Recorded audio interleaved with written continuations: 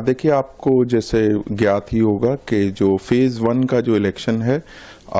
कश्मीर में खासकर पहले फेज़ का इलेक्शन 18 तारीख के लिए मुकर्रर है और इसके लिए बहुत ही इलेबोरेट और पुख्ता सुरक्षा इंतजाम किए गए हैं। और इलेक्शन को कंडक्ट करने के लिए जो सेंट्रल पैरामिलिट्री फोर्सेस है, जम्मू कश्मीर की जो आर्म पुलिस है, इनको सब सिक्योरिटी जो डिप्लॉयमेंट में इन लोगों को शामिल किया गया है। भले ही वो security polling booth, polling stations की सिक्योरिटी हो, स्ट्रांग रूम्स की सिक्योरिटी हो, जहां पे मल्टी टियर्ड सिक्योरिटी ग्रिड डिप्लॉयड रहेगी। और इसी तरीके से काफ़ी इलाका में पुरअमन तौर पे जो चुनाव की प्रक्रिया है वो अच्छे तरीके से मुकम्मल हो, उसके लिए भी एरिया डोमिनेशन प्लान्स हैं।